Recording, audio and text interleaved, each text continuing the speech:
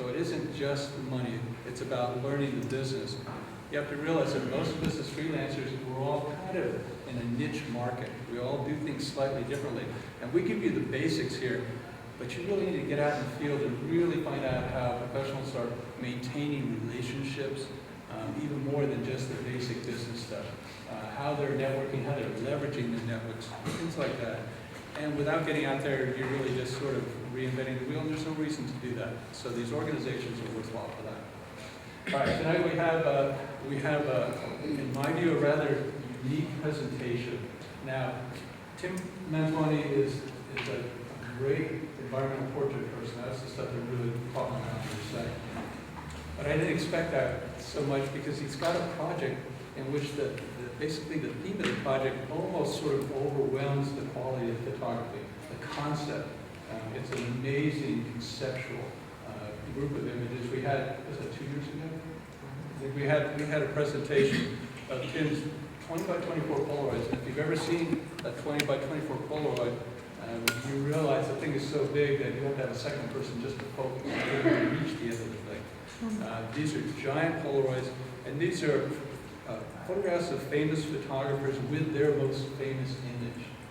And the concept is really caught on. And so now we finally have a book on this as well. And so we're going to have a book signing afterwards, and we're going to have a raffle for 2 of the books too. So if you didn't get a ticket coming in, make sure you grab one before we do have our raffle. All right? So Tim's background is both commercial and editorial. He's worked for a wide range of clients. Everybody from Coors, ESPN, Sports Illustrated, quite a wide range. Like I say, very, very versatile. Did you end up shooting the NASCAR stuff, the NASCAR cars? I did not, unfortunately, but get used to it. That's how the business works. It is. It is. We actually moved this because assignments were coming up, actually 2 within the 1 week, and I guess both of them made it in. I got one of them. Oh, that's good. Yeah. All right. So I mean, this really happens. You can get some big assignments, and they go up in smoke anyway, or they get shifted or whatever. I have to be very flexible on this. But for me, part of the real focus is this group of images. And I think this book is going to be one of those ones, most of us that have photography books, there's like 6 of them that just about every photographer has. And this is going to be the next one that literally everybody who's serious about photography is going to have this book. You get a first edition tonight, and you get it signed, of course, too. So, big benefit. So, without further ado, Tim. Thank you.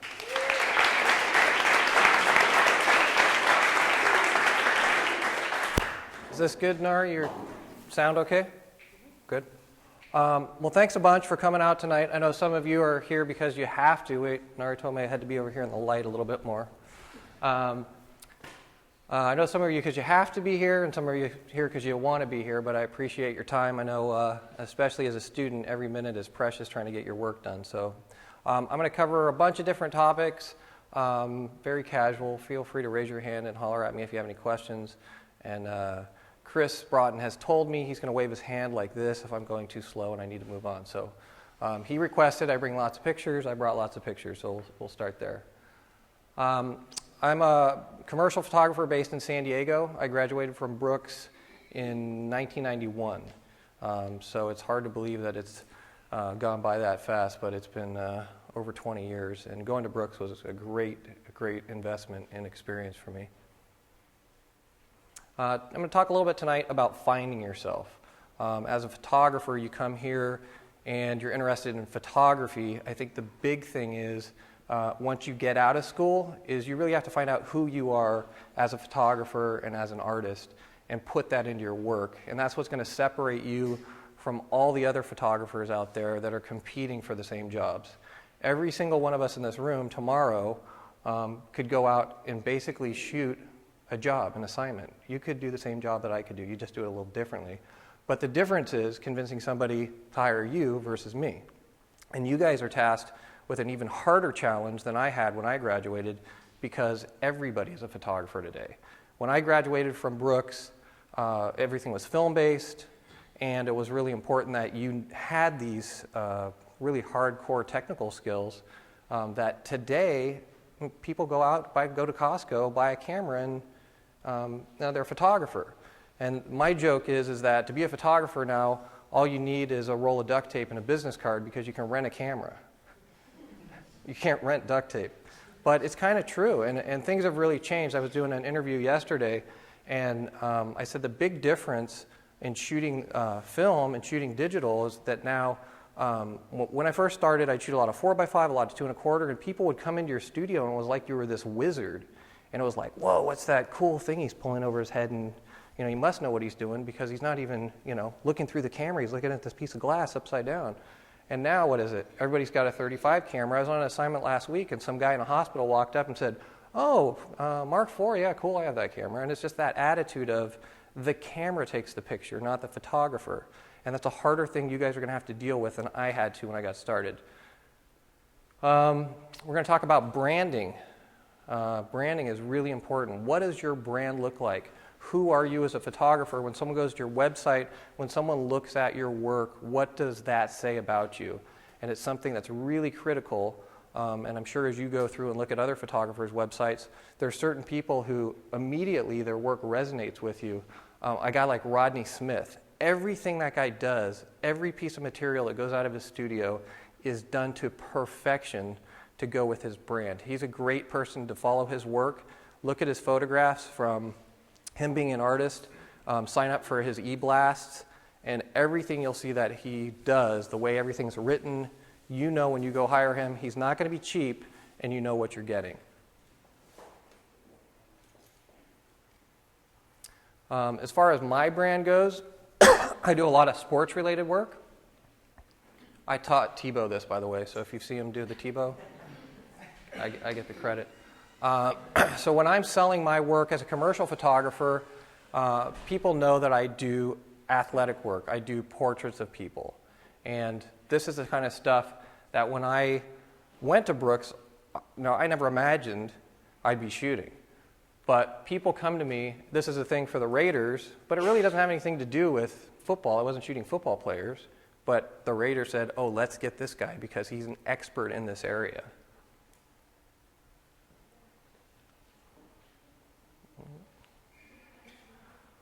So there's an assignment for Sports Illustrated. This is an ad for Centurion Boats.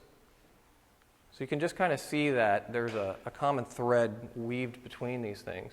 People say, oh, you're a sports photographer. I say, I'm not really a sports photographer. I'm a people photographer. I just happen to shoot athletes. But then it's good news because when people want a person who's a sports expert, they call me. But sometimes people will be like, the joke is, if someone's looking for a job at an agency and they come to you and they say, hey, we need you to shoot a picture of frozen carrots. And you go, oh, awesome, check out this picture. I have my portfolio of frozen peas. And then they go, no, we need a carrot photographer. But that's the way it works. So people go, oh, you're a sports photographer. So at a certain point, if you have too much stuff out there, if you're showing architecture and food and people and weddings and dance photography, nobody really knows who you are. So you got to try to find either a common thread visually that runs through all those pictures, or you have to find a subject matter that you're really passionate about that you shoot. This is Rebecca Giddens, Olympic kayaker down in San Diego. Billy Casper, he used to sneak onto the golf course in Chula Vista on this particular hole. He lived in the neighborhood and he would jump over the fence, and after the golf course was closed, he would run out there and putt balls until it got dark. It was for Golf Magazine. One big softbox from the side. A lot of my work is super simple. Working with athletes, you don't have a lot of time, so the more complex the lighting gets, the more complicated it gets. One big soft light source, you can make anybody look good, and you can do a shoot pretty quickly. This guy, Mark Chapman, his other job is he's a nurse. And this was a personal assignment. I actually worked with California Sunbounce. They wanted to do a little lighting video. And so this was just a project I did by myself. Found him, hired a stylist, and did the casting. I'm sure you're finding out, and I think I see it a lot more now at Brooks than when I was a student. I saw someone getting makeup done over there, and I know with the food class you're working with stylists. That's so important because it really is going to separate people that have really student-type looking work versus professional work. And when people call me and they say, hey, we love this picture you did of this guy, here's our budget. And you go, well, we really need a wardrobe stylist and we need a makeup stylist. And they go, well, we don't really have the budget for it. And it's like, well, everything you're looking at on my site for the most part is done that way. And I can't give you the results that you're trying to buy if I don't have the right team there to do it.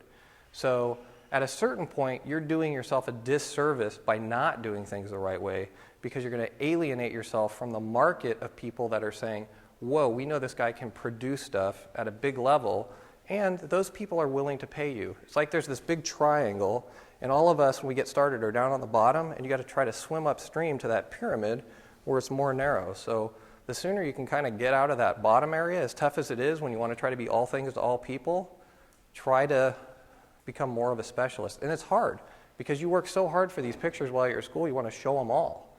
But you kind of have to, at a certain point, say, this is what I want to be.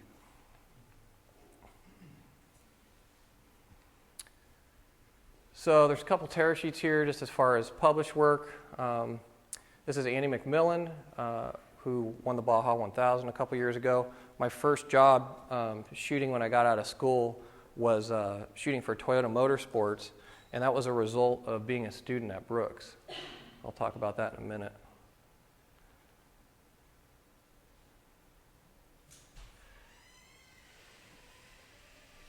So here's kind of a sports-related job that's for a software company. It really doesn't have anything to do with athletes, but I got this job because of my portfolio for selling software.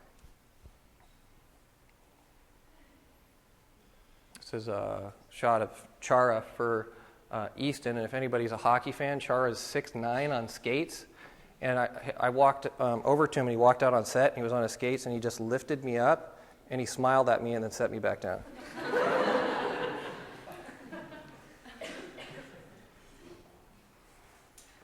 With this job and a lot of clients, yeah. Do I do my own post? In this case, I did. A lot of times I don't. It depends on the client. Most agencies kind of want to do it themselves. I think that's where the art directors kind of feel like they're the artist and they're putting their fingerprints on it. I'm working on a hospital job right now where we're doing all the post. So it kind of depends. This particular job, Easton, I've worked with them for years, and every year they come to me with a different idea, and we sit down and we kind of just talk about what can we do. And it's great to have a client like that one year says, hey, we want this look. This year we just went 35 millimeter, super fast lenses, no lights, and kind of commando photography on the whole campaign.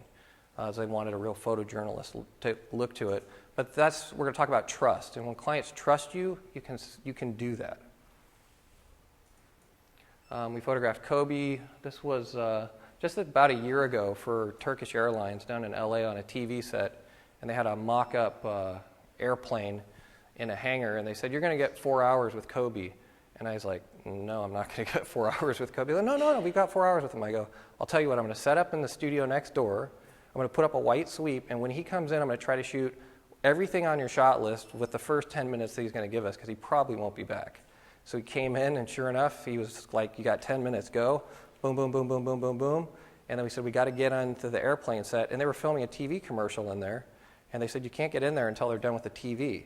So we had 5 minutes to set our lights up in this mock-up airplane, and we got to shoot 16 frames of them. Speed play pedals.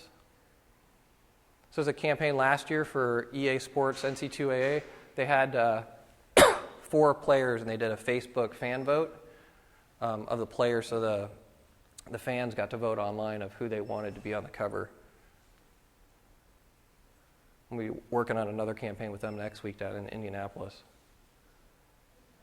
Mark Ingram won the vote. We actually photographed all 4 athletes for the cover, and then once the vote came out, they picked the final athlete. So again, going back to branding, what makes you special and what makes you unique? It's really important to think about that. I think one of the biggest things is, what are your personal interests? If you love food, you're always watching, the Cooking Network, go shoot food. Do something that you're passionate about. If you're just out saying, hey, I like to take pictures, and you're shooting anything and everything, your voice and your personal interests and your passion are not going to come through in those images. So find out what it is that you love and then put your photography into that.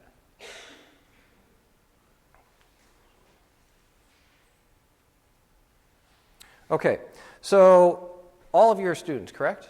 Except for you, Peter.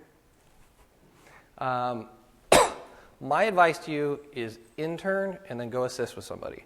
When I was at Brooks, I interned with Dean Collins down in San Diego. About halfway through Brooks, best thing I ever did. Because when I went down there to work for Dean, I was kind of the mindset, I'm waiting for this magic key, like an instructor at Brooks or this big light beam's going to come down and hit me, and all of a sudden, everything's going to be perfect. And when I went to intern for Dean, I realized one thing. There was no secret. I had to do it myself. And I think that if you go intern for somebody, you're going to do two things. You're going to learn, go to the eye of the storm. If you like fashion, go to New York and work for the best fashion photographer you can find. If you like food, go shoot with the best person you can. People will help you when you're an intern. They'll help you when you're a student. You call and say, hey, I'm a Brooks student, can you help me? I'm kind of like, oh, yeah, I want to help. When you say, hey, I just graduated from Brooks, I like to shoot sports, I'm living in San Diego, can I come work with you? You're my competition. One day in a diploma and that scale goes, so play the student card as much as you can in the beginning. Is there a couple people hiding behind the post there? You guys want to slide that way a little bit? If you can't see me, sorry, I've kind of got to be here because of the light. I got these tickets once at the old Boston Garden. Keep going. I bought them from a scalper. I was with Dean and Skip Cohn from Hasselblad, and they had tickets to the game, and they go, oh, just buy a ticket from a scalper. And I bought this ticket for, I don't know, $25, and it said, partially obscured view. And if this guy right here was to turn around and stare at that post, that was my seat in the Boston Garden. So, let me jump back. Okay, then assist. If you intern with somebody, you have this little bit of a hall pass to kind of be naive and to kind of screw up. You're an intern, okay? But then when you're an assistant, you don't get that luxury. If you go and intern with somebody, you do many things. You get to learn what they're doing, you see what you like, you see what you don't like. The second thing is you have experience. When you go to assist, you can say, hey, I've interned with so-and-so, and I'm doing assisting work. All of a sudden you have a little bit of a network. The third thing is you're going to meet all those people at that studio, which know other people, and ultimately that's what's going to get you work, is relationships. All of you want to go out and show your portfolio and go, look how great I am? Nobody really cares. It's the truth. There are so many photographers out there. It's going to be someone that you meet, someone that you know, some type of introduction. It may be your parents' best friend that has a company. Those are going to be your first jobs. So intern and assist. Okay, I put in this whole section for you guys because you're students. Okay, how many people have done any assisting so far? Okay. Here's my basic advice. I'll go through it. You can take it or you can't. Seems simple. Never be late. Be there 15 minutes early. Sit in front of the studio. I don't care if it's 4 in the morning. Sleep in your car. Don't be late. There's nothing like showing up to a shoot, waiting for the assistant to show up, and I'm behind schedule because I'm waiting for somebody. They won't be back. Okay? Don't be on your phone during the set. You guys have grown up in a completely different era than Rob and Chris and a lot of us, where there were no cell phones and this idea that you're always connected to this device. And I see it happen all the time with assistants, and especially younger assistants, where it's like crack and they're on their iPhone all day long. And it's like, this is my job, this is my client, get off your phone. And I have literally on shoots walked over, just very politely taken the phone out of my assistant's hand and stuck it in my pocket and walked away. It was like, okay, go in the bathroom and check your email if you have to. Just don't do it in front of someone else's client. You're there to work for them. If you say you're assisting somebody for a day, that's their time they've paid you. Don't be on your phone all day. Never sit down. There's nothing worse for me than someone with their hands in their pockets and sitting down waiting for me to tell them to do something. Find something to do. Pick up a broom. Work. My son, I always say, Lucas, get your hands out of your pockets, because my dad said that to me. And he said, well, Mom told me that when I'm at work, I'm supposed to have my hands in my pockets. My wife's an investigator. So when you're at a crime scene, you got to have your hands in your pockets. So now I say, Lucas, you're not with Mom. You're with me. Get your hands out of your pockets. Look busy. Even if you're not, you might be bored out of your mind. You may be thinking, God, I don't have anything to do. Keep busy. Pick up a broom. Do anything.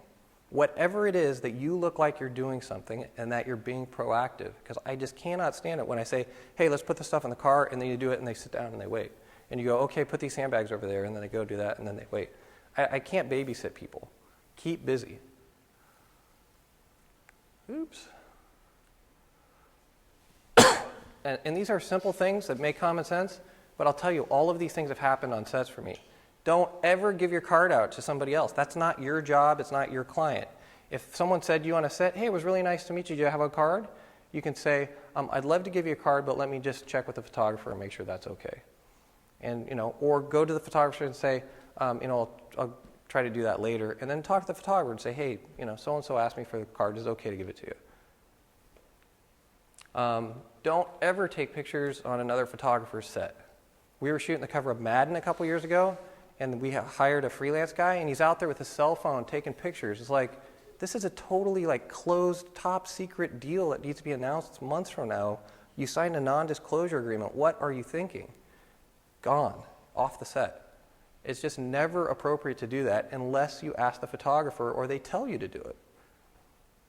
And some of you may be going, yeah, okay, that makes sense. And we had an intern recently, and there were a couple things where I'm like, man, you can't do this. And he goes, oh, I'm glad you said that, because it never even occurred to me that would have been not correct.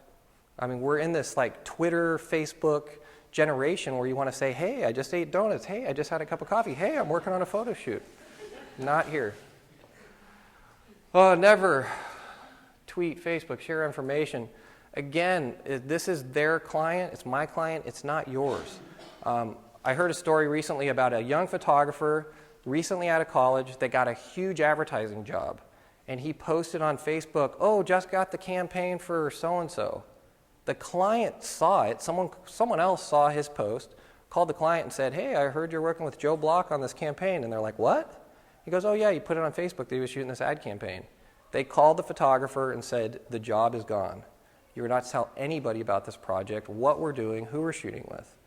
So information can transfer really fast, and for PR and publicity, it can be great, but it can kill you in the same way, so be careful. My friend Michael Colopy does a lot of celebrity portraits, a lot of pictures of peacemakers. He had an assistant that was taking pictures, kind of behind-the-scenes B-roll stuff, documenting his shoot for him, and he took pictures of, I don't know if it was the Dalai Lama or somebody like that, and put them on his own website, saying, hey, this is my portfolio. When you're on someone else's set, that's their set. If you're shooting pictures and it's B-roll and it's for them, those are their pictures. If you want to say, hey, can I use some of these pictures for something, most people are going to say, no, I got that job, that's my property. So don't ever take a picture on someone else's set and then say that it's yours or use it to promote yourself. Okay, this is a big one for me. Don't ever tell a photographer how to take the picture. It seems so simple. We had an intern a few years ago, and I was really excited, really energetic, and I said, just sit and watch. And the assistant said, hey, one thing you don't want to do is just, start telling him how to light or do anything. And the guy just could not contain himself. 5 minutes into the shoot, he's like, hey, I think this is a cooler angle over here. What do you think? Let's move the camera over here. And my client's there going, who is this guy? When I have a new client and you come and work for me as a freelance assistant for the first day or an intern, they don't know whether you've worked with me for a year or a month. You're part of my brand. You're part of my crew, and I'm responsible for you. And you can lose a photographer a job like that. We had an intern once that asked the client to move out of the way of the 4x5. They were on this little step stool looking through the camera, and the intern tapped the client on the shoulder and said, hey, can I take a look? Oh, you can't do that. Same thing here. It's updated. Don't crowd the monitor. The picture comes up and everyone's kind of getting around, and the intern's sticking their face right in there, checking things out. Back up. If you see something that you have a suggestion and you just walk over to the photographer and say, hey, did you see that garbage can is in the background over there on the right? And they'll either say nothing, yeah, I got it, or they'll be like, oh, thanks for pointing that out. There's nothing wrong. Or write it on a note and just hand it to them if it's something that seems like really obvious, because they may be missing it and it may be a very good call. But you don't want to be that person either. It's like, hey, did you see that garbage can in the background? And I keep shooting and you're like, hey, did you see that garbage can in the background? You know, you got to be subtle with things.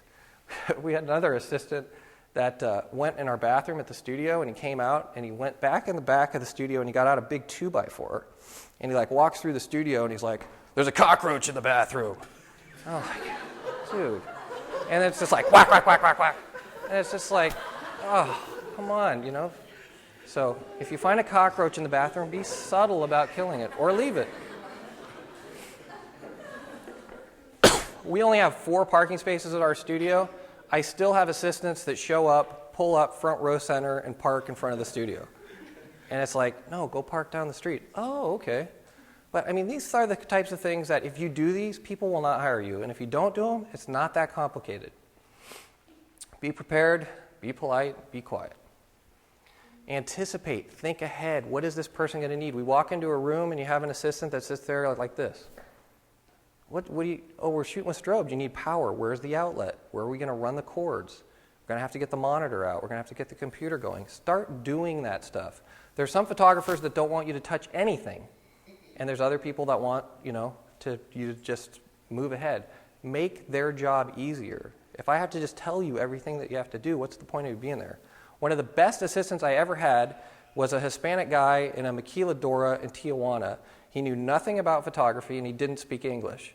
He watched me load Hasselblad backs, and by the end of the day, he was loading back, shucking film. It was unbelievable. The guy knew how to work. He knew how to anticipate. Okay, so here's the basic list. If people come into my studio and do this stuff, they come back. Seems simple. Make coffee. If you're going for an interview with somebody, you can call and say, hey, could I stop and pick you up a coffee on the way to the studio? Coffee makes friends. It makes people happy.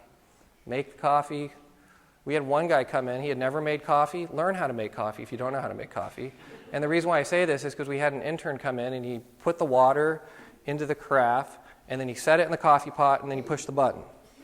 And then a half hour later, I said, how come the coffee's not ready? And he's like, oh, well, I made it. And I was like, no, you have to pour the coffee into the coffee pot. Clean out the coffee pot at the end of the day. Put the grounds in for the next day. Get the water there. So all you have to do the next day is pour it in. Empty the trash. Do the dishes. All the stuff that nobody wants to do. If you do it, you will make friends. You will be back. I know it's not the best stuff, but it's what's going to get you work. If your day ends early, do you say, all right, well, it's 4 o'clock. See you later. Thanks for the job.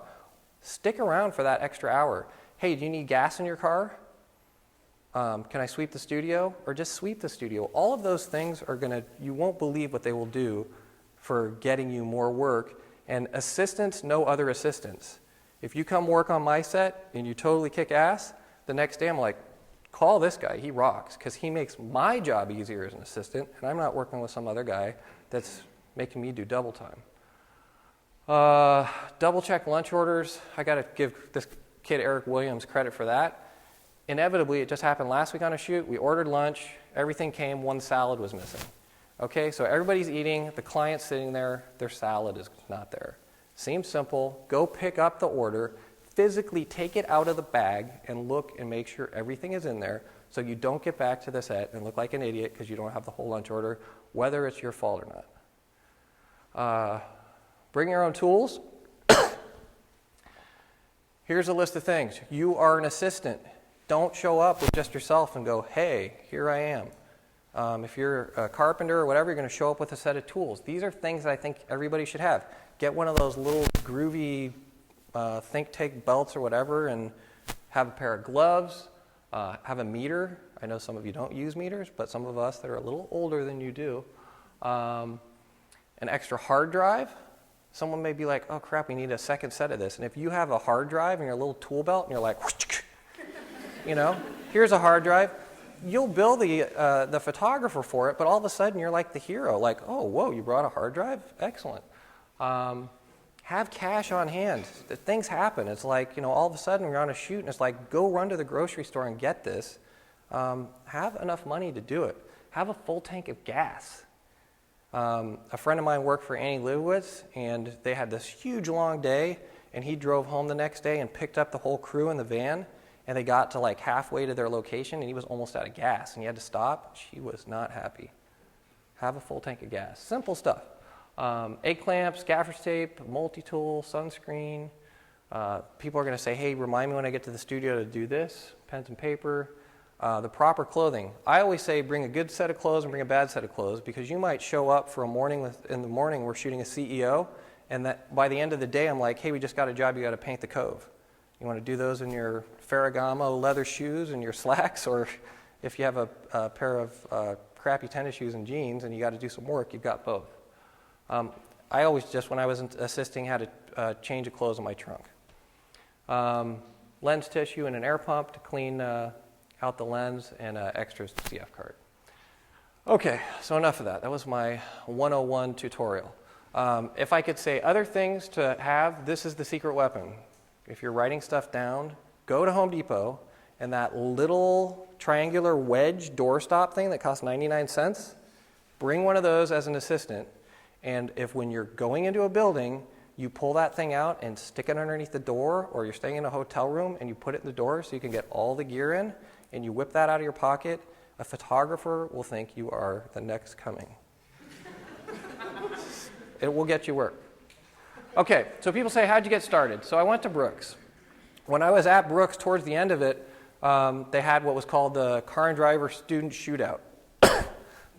It was a car portfolio that you submitted. Brooks picked a student, Art Center, a school in Detroit, and RIT. And one student from each school went and they competed in this competition. And so I got picked to go from Brooks. But what I did is my buddy worked downtown at Budget Rent-A-Car. I didn't have a car portfolio. I put one together. I called my buddy. I said, hey, what time are you working? And I would go down and I would steal cars off the lot. He'd give me the keys. And I would go shoot them. And I put together this car portfolio in like 2 weeks for this contest. So I ended up getting picked from Brooks to go compete. And I ended up winning, which led to this job for Toyota Motorsports right out of school. The guy who won the year before me from Brooks got a Toyota MR2. He won the car. You guys remember that? I got gypped. I got $6,000, a Mamiya, a case of film, a case of Polaroid. So it was a good deal. Shooting with Toyota led to my relationship with Ivan Stewart, who was the driver. This was really my start shooting athletes. Ivan hated the photographer that they had, and the first time I got the opportunity to kind of shoot with Toyota and they wanted to test me out, Ivan said, this guy's great, he doesn't bother me, he just lets me do my thing, he does his thing, and I got that account. I remember it was 1991, and I was still working for Dean, because I assisted for Dean, and then he hired me afterwards, and I got the opportunity for this account, and it was on the weekend, so it didn't interfere with working for him. And I remember I got a PO for $10,000. So right out of school, that was like unbelievable. My relationship with Dean, I interned with him. There was a guy working at the studio named Jim Hancock. Jim Hancock was Dean's marketing guy. Jim left working for Dean and went to work for No Fear Clothing when they first started. Jim knew Ivan Stewart and was the first person that gave me that introduction. Then he left and he went to work for No Fear. And he said, hey, let's use this photographer. He just started shooting for Toyota, and he works for Dean Collins, and it was a startup company. So that was the first time I got to shoot an athlete. And I got to shoot Terry Norris. This was right after he defeated Sugar Ray Leonard. And I started shooting all this stuff 4x5. I was 21 years old, and I thought, if I'm going to go shoot a portrait of a photographer, I'm going to just show up with a 35 and just be like, click, or what's going to set me apart? And I shot a lot of large format back then, and some of the athletes would be like, ooh, that's the guy with the big camera. You know, they didn't know who I was, but there was something different going on when you were shooting large format than when you were shooting 35 millimeter. Raleigh Fingers, this was also for No Fear. Work gets more work. Every time you go out and you do a job, you're going to get more work. My suggestion is go do everything you can, even if it doesn't pay great, because you're going to make connections, you're going to meet people, and it's going to lead to more work. It's going to build relationships. Okay, so I started with Toyota, right? Okay, then I got the opportunity to shoot Terry Norris. Then that relationship with Terry Norris and shooting all the stuff for No Fear got me an opportunity to shoot Mark McGwire for No Fear. When Mark hit 70 home runs, ESPN the magazine called him and said, we want to do a story on you. And he said, no, I'm not doing any photo shoots. They called me and said, do you think you can get Mark to do a portrait? And I said, well, let me find out. I called my buddy Anthony at No Fear. I said, ESPN wants to put Mark in the magazine. If you can get a photo shoot with him, we can get your clothing in ESPN. Anthony's friends with Mark, calls Mark, hey, we can do a photo shoot and we can get our apparel plugged in the magazine. Get the cover. Relationships. Okay? Shooting for No Fear, they did a joint campaign with Sprite. That got me in to do work with Coca-Cola. Doing all this athlete work, all of a sudden, Upper Deck, who was based in Carlsbad, that does trading cards, said, oh, this guy's doing a bunch of sports work. I'm starting to build a sports portfolio. Let's hire him to do our trading cards. I did a whole NASCAR series of pictures. That led to having pictures of baseball players, which led to doing work with Beckett because they needed to buy stock photography for their magazines. Somebody else is hiding behind a post over here. Shooting with No Fear led to a relationship with Tony Gwynn. Tony Gwynn, when he went to the Hall of Fame, they called and said, hey, you have a bunch of pictures of Tony Gwynn. We need to find a stock picture for the cover of Sports Illustrated. While I was working for No Fear, I did a bunch of work for No Fear Australia. A guy, Scott Lewis, was at No Fear. He left No Fear and went to work for Oakley in Europe. I went to Spain and I shot an ad campaign for Oakley in Europe because of my relationship with Scott shooting for No Fear. Working with all this football stuff gave me a relationship with the Chargers. I did the Charger Girl calendar. I volunteered in the meantime doing free work for the Challenge Athletes Foundation, just personal stuff for myself, the feel-good nonprofit things. This relationship with Beckett Publications led to my first book, Mind Games, which was a whole archive of my sports photography that was published. So this whole body of work came out of all this stuff and the relationship with Beckett through doing stuff for Upper Deck. Challenge Athletes, that work led to doing work for Oster, who makes these prosthetic legs. So that free work turned into paying work because the people I was working with through Challenge Athletes said, God, we love this guy's portraits, let's hire him to do our work. The Polaroids up in the top there, more stuff for Upper Deck, led to doing NFL cards, basketball cards, led to a relationship with Sport Magazine when they were still in existence. The Challenge Athlete stuff led to meeting Sarah Reinertsen, who led to the cover of Triathlete. Swimsuit issue for Triathlete after they started working with me. The relationship with Jim Hancock after he left No Fear, he went to work for Centrix Financial. Centrix Financial started hiring me. They had a NASCAR team and an Indy team, so I got that work out of that relationship. The Kobe stuff, the first time that I worked with him, I put an exhibit after I had my first sports book together at Sales Restaurant in San Diego because I knew Junior from shooting sports, led to a relationship with DirecTV. A guy went in and saw this exhibit and said to the DirecTV art director, you should really hire this guy. Okay, that led to a relationship with Easton because those two people worked together. USA Softball, saw that work. I got a job out of that. Life Rolls On Foundation is another group that raises funds for people with disabilities. That came out of the work with Challenge Athletes. Another pro bono thing I did. This led to doing work with Competitor Magazine, and ultimately led to doing the stuff with Madden. And here's the shot of Kobe. So see how that's like the brief history of from Brooks to now. But that's how it works. You don't get here, you're not going to walk out of school and this is going to happen to you overnight. I've been doing this for 20 years. So be prepared to make that first step and use that relationship to move on to everything else. Any questions on that? Okay. Become an expert. If you know your subject matter, you're going to be able to photograph it better than other people. David Duboulay, he is the underwater guru. He's a marine biologist. He loves photography. He loves marine biology. He's put those two things together, and he is one of the best people at that in the world. Because he knows he can dive down to the bottom of the ocean and build a little studio and study this little shellfish for 6 days, and it's going to do exactly this thing at this time to make a picture of it that no one has ever done before. You and I wouldn't know that. What are you an expert at? If you're not, find something. Learn about it. Steve McCurry. These are some of the Polaroids from my book. Steve, I think Steve's an expert on studying people. He knows how to read people. His portraits are amazing. If you haven't looked at Steve's website, Steve McCurry, go look at it. Unbelievable work. He photographed this girl, the famous picture on National Geographic, and they went and found her 17 years later, and she knew that Steve was the photographer that had photographed her because she'd only been photographed once in her life. That's so weird for us to think about because we deal with phones every day, right? Pictures every day. Can you imagine only being photographed once? Walter Yost is a sports expert. He knows the game. Brad Mangian, baseball photographer, I remember the first time I shot spring training game action baseball, I was next to VJ Lavero and Brad Mangian, and there was a play at home plate, and all I heard was shutters going. And they were like, "Did you get it?" I'm like, "Yeah, what?" I didn't even know where the play was. I got no shot. I think I got a picture of like the outfielder. But they know baseball so well that when a certain situation's up and a certain player is going to hit, they know where everything is going to happen. And they get amazing shots because they're experts in that area. Grant Britton, skateboard expert. He is the pioneer of skateboard photography. He loves skating.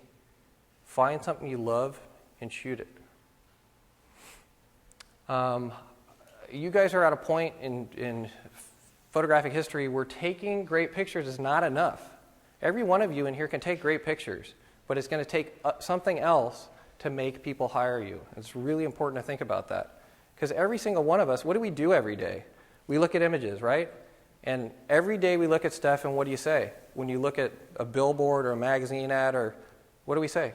I could have done that. Or that's a piece of crap. Why'd they hire that guy to do it? The difference is they hired someone else to do it. So your job is to figure out how to be that person they hire. Trust. So when I started this project in December of 2006, it was with Jim Marshall in San Francisco. I met Jim at the Indy 500 when I was shooting for Centrix Financial while I was shooting there because I knew Jim Hancock, who I met when I interned when I was at Brooks, which goes back to my first thing, which is intern. So Jim Hancock, who I interned with when I was at Brooks through Dean's Studio, introduced me to Jim Marshall. Jim was shooting there for Road and Track. I was doing a thing with Paul Newman, like point and shoot stuff at a party. I was shooting ad stuff for him, and they said, "You know what? Paul Newman's doing this meet and greet tonight." He was one of the owners of the team, and it wasn't part of my job, but they said, "Would you mind just bringing a camera and shoot, pictures for people so they can have photos of him?" And I was like, "Yeah, no problem." And inside I'm thinking, "Oh, crap, I don't want to do this. I hate point and shoot type of stuff." You know what? I was like, "No problem, I'll do it." Did it with a smile. Went out there. Someone said, "Oh, that's Jim Marshall, the famous rock and roll guy." I said, "Hey, Jim, I'm a big fan of your work." And he's like, "What are you doing here?" And I had this little tiny portfolio in my pocket, and I gave it to him. He's like, "Hey, this is great. Here's my card. Call me, we'll get a drink later." And that's how I met Jim.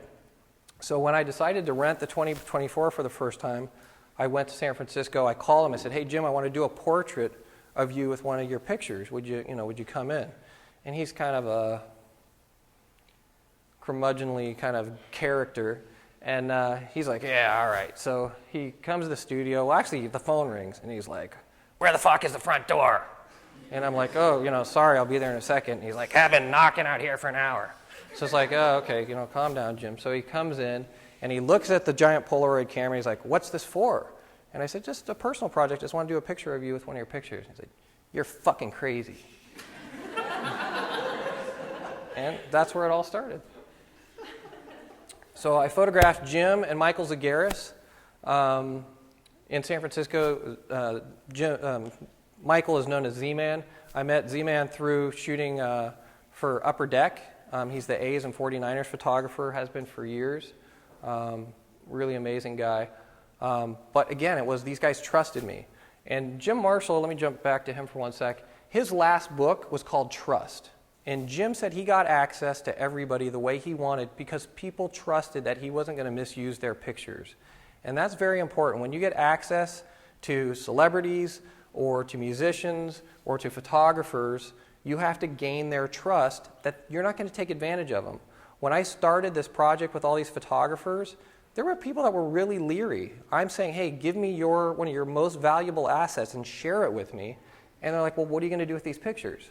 And once they realized I wasn't out to take advantage of them, but more to celebrate them, I gained their trust. And that led to all these other doors opening up.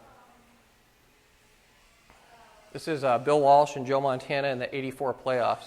Any Niner fans still feeling the pain like me from last week? That was brutal. Tony Gwynn, I did a lot of work with Tony through No Fear, and Tony trusted me that I was going to make him look good. And I remember I was at the stadium one day, and the team photographer was set up right next to me with a whole lighting setup. You had to do a portrait of him, and I was set up. And Tony was walking out of the dugout because he's got to do his photo rounds, and he walks right past the team photographer who's going, hey, Tony, I got to get the shot of you. And he's like, nods at him, and he walked over to my set and did my shot, and then turned around and walked past the team photographer and didn't do his shot because he always knew I was going to make him look good. Mark trusted me with that assignment because he trusted Anthony, and he knew that we were going to do something nice of him.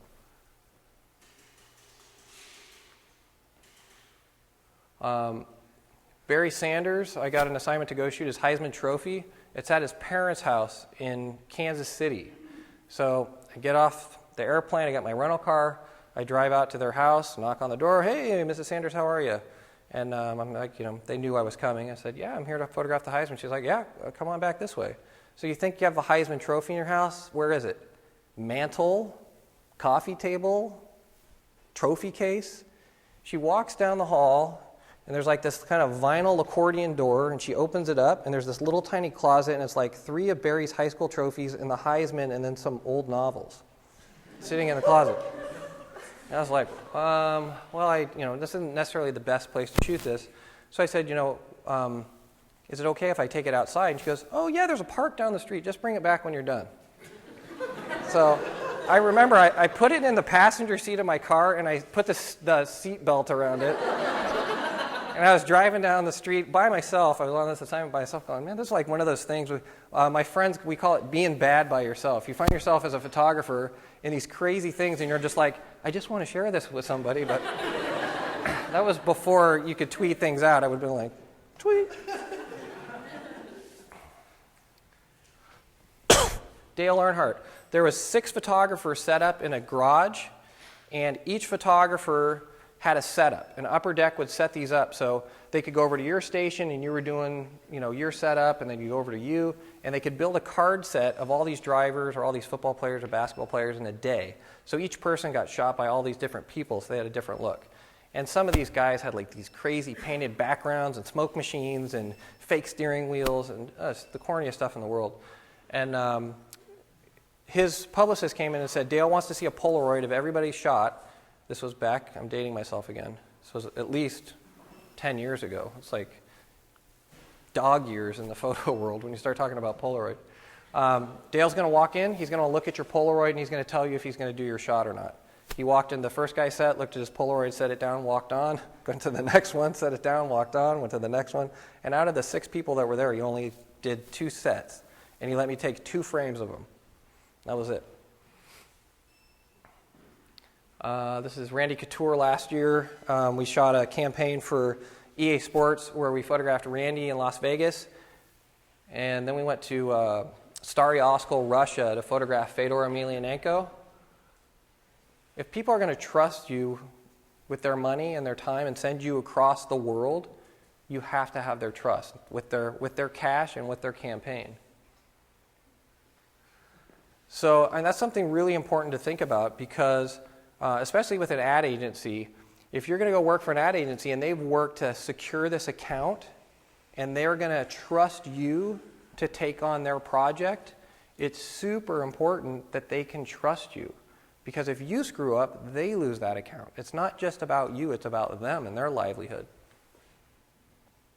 The Madden stuff, this will be, hopefully this year will be the 4th year I've done Madden. You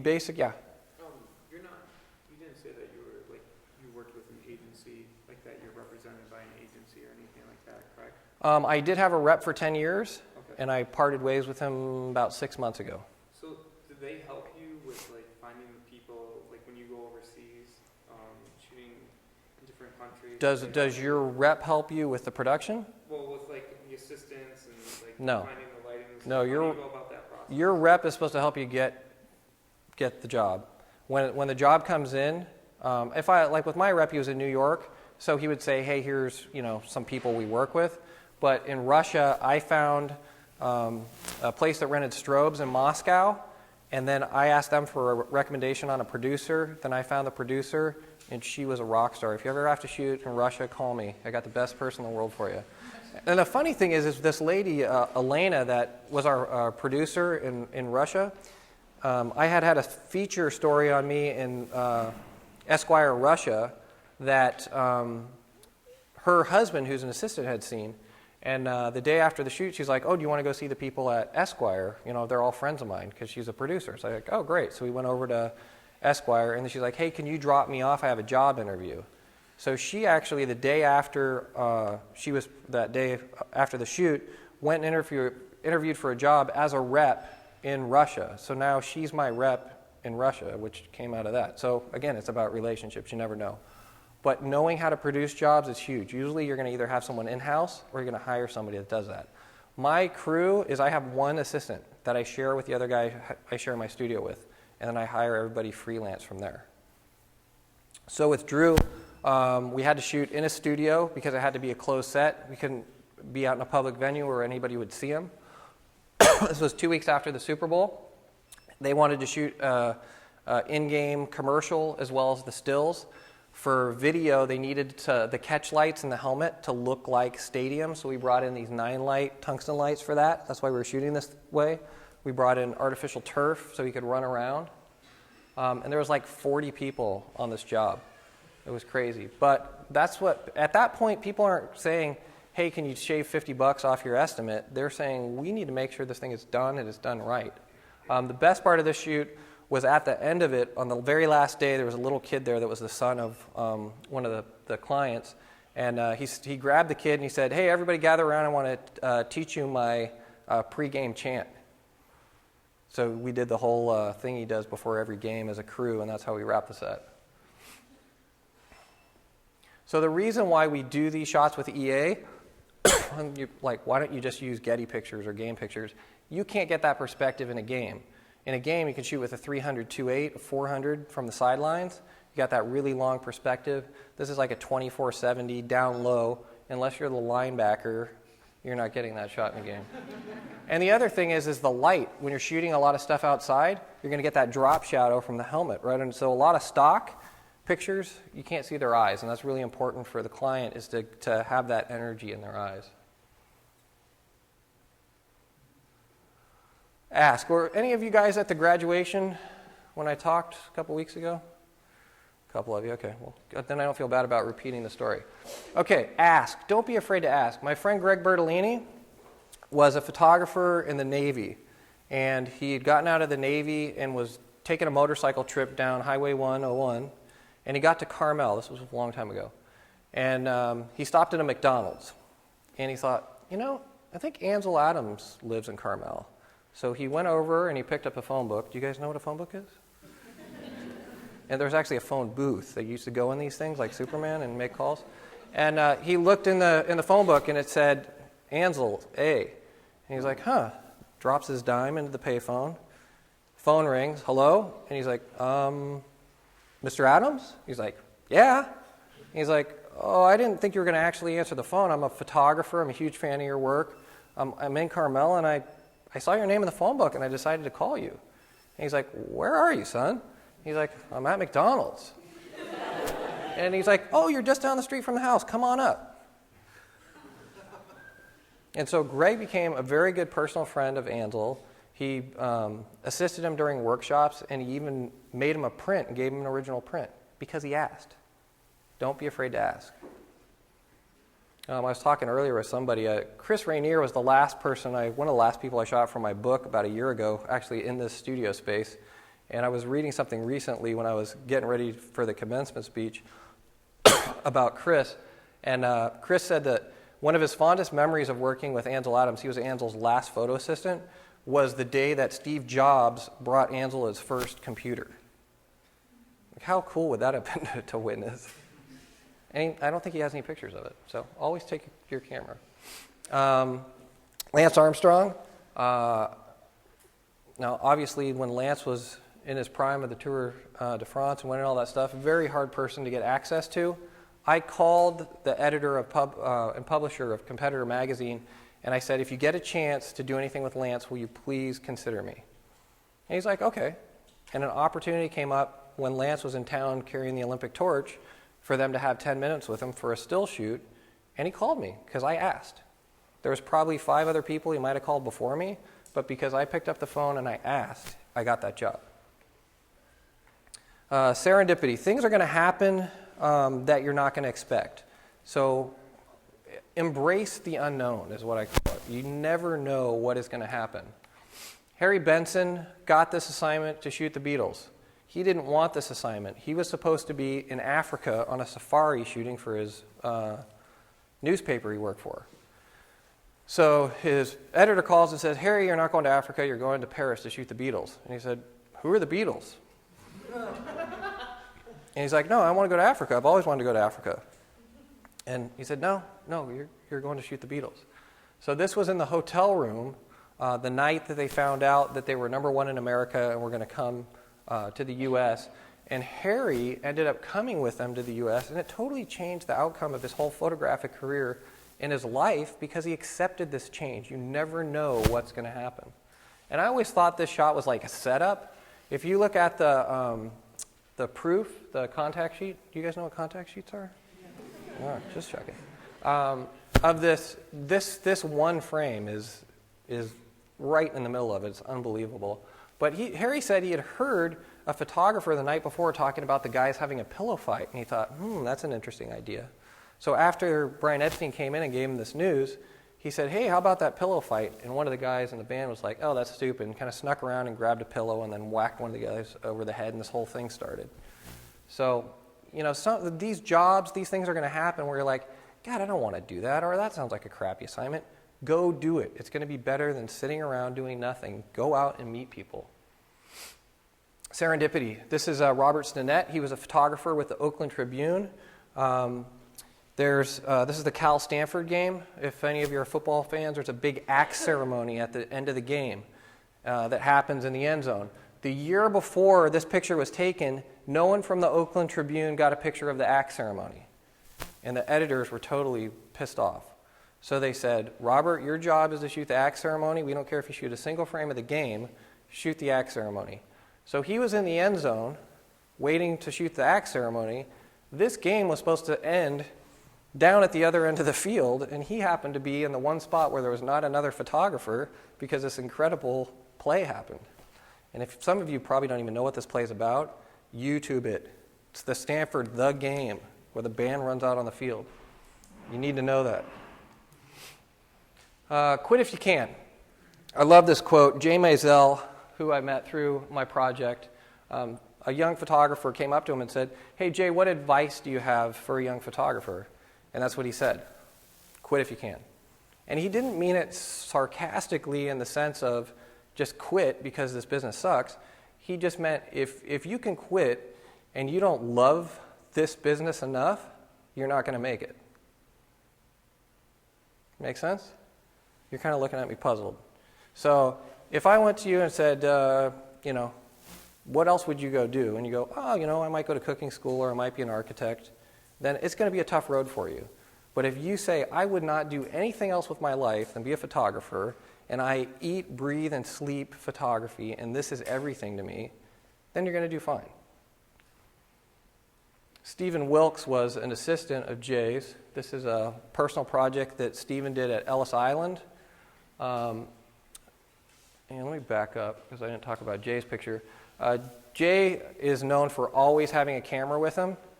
And this was a picture he did on assignment in, I think, Hong Kong or something, where he was at lunch. So he's on an assignment taking pictures. He takes his camera to lunch and makes one of his favorite pictures while he's supposed to be taking a break. personal project, Stephen Wilkes led to this amazing book on Ellis Island, and really an important historical documentation. If you haven't seen Stephen Wilkes' work, go look at it. It's really amazing stuff. But Stephen said that the one thing he learned from working with Jay was to outwork your competition.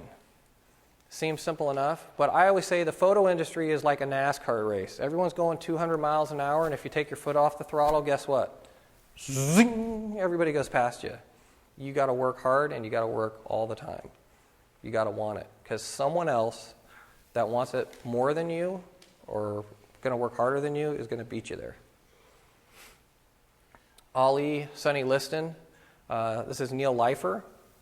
Neil says the best part of this picture is that his big competitor at the time was a guy, Herbie Scharfman. And Herbie and Neil had this kind of ongoing rival thing going on at each fight. Who's going to get the best picture? Who's going to be on the cover? Well, do you know where Herbie Scharfman is in this photo? Right here between Ollie's legs, looking over his Hasselblad. A picture like this will never happen again. There's no Corona banners. These guys aren't wearing Bad Boy on their pants. There's no logos in the backgrounds. There's no advertising anywhere. And people are smoking in there, so there's this great misty blue quality of the background. When you're shooting things today, you could go out today and you could go down State Street and you could take a picture of a car parked on the sidewalk and you'll think, that's not that great of a shot. You put that away for 50 years and you go back and look at that, all of a sudden people are going to be like, whoa, check out that Prius. It's weird to think of things like that, but that's what I've learned from working with all these photographers is none of them thought anything about this when they were doing it. It wasn't until years passed that they went, wow, this is something really special. This is something different.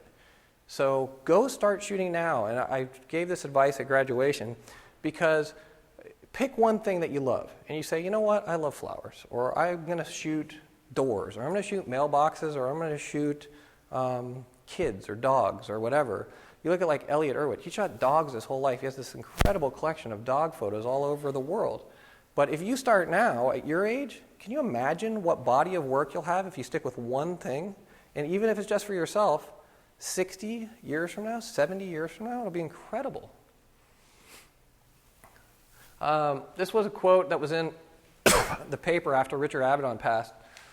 If a day goes by without me doing something related to photography, it's as though I've neglected something essential to my existence, as though I've forgotten to wake up. And that's what I'm talking about. Quit if you can, because that's how he felt. If he wasted a day of his life not doing something related to photography, he felt he kind of wasted it. This was an assignment for Triathlete magazine. They wanted to do their annual wetsuit issue. And then we went and had a meeting, and they said, okay, we're going to, get a wetsuit from Xterra, and we're going to photograph Lindsey Corbin, who's the top American finisher from the Ironman. And, here's the last 3 covers we did. Usually we get someone charging out of the water in their wetsuit like they're in a race. And, pick a good beach to do it at. And I was like, you guys did that the last 3 years in a row for the cover. You want to do that again? Let's do something different. So they're like, well, what do you have in mind? So I said, let's do an underwater shot of her. It's a wetsuit. Let's get the American flag in there. So I pitched them on this whole idea. And I got all this. I had not done any underwater photography, really. And so I had to take a scuba certification class, buy underwater housing, underwater strobes. No, I'm kidding. This was actually taken in a sports chalet store, and this is the pool where they teach people to dive. I'm in the store. I didn't get wet at all. And I just put a black flag up behind me so I had no reflection in the glass and got close. And the strobes are out in the parking lot blasting through another window. They loved this because it was totally different. It made people stop and look and think about what was going on. And the heater had gone out in the pool, and she was freezing. And I said, Lindsay, we can take a break if you want. And she said, Tim, I'm a fucking Ironman. She's like, you clearly have no idea of what my tolerance for pain is. All right, let's keep shooting. Photographer versus photography. I think this is really important because when you get started, you're going to sell yourself as a photographer. Hey, I'm a photographer. I take pictures. Okay? photography. I take pictures of weddings. I take pictures of food. I take pictures of products. I take pictures. I sell photography. When you're a photographer, someone's hiring you. We all do photography. But if I'm looking for something specific and you sell yourself as a photographer, it just took me a long time to wrap my head around this. And I remember people talking about it when I was at Brooks, and it didn't click with me until years later, and you guys might day one just go, okay, now what I was talking about? But the difference is that when somebody wants to hire someone specific for a specific look, they're going to go hire them. They're not shopping for price. They're shopping for what you do, and they're willing to pay for it. So try to separate yourself as a photographer versus just selling photography. So we talked about something personal project that you want to shoot. What's a personal project that you've always wanted to shoot? Martial artist in the air punching dust. Okay. Have you done it? I already have it set up for the first shot. Good. That's the first thing. That's the first step. What about you? What's your personal project you've always wanted to do? Something with little kids. Something with little kids? Okay. What about you? We all have a personal project. Something we always go, God, that would be cool to go do. Something with weddings. Okay. Go do it. That's the first step. As photographers, we're always like, ooh, if I get that new, gizmo camera, lens adapter, filter slider, infrared filter camera, I can do this super cool thing. Well, you don't do that. Go work with what you have. If you have one camera, one lens, go shoot with that. Work with what you have. It's always like, oh, well, I'd go show this work to this client if I had a better portfolio. I need to take this picture. Go show what you have. Work with what you have and keep working. Don't wait. Don't make excuses.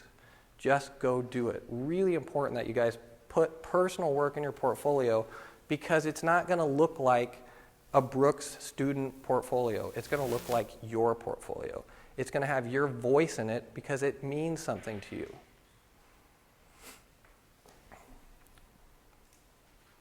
This work of these luchadors is at a Mexican wrestling school in San Diego.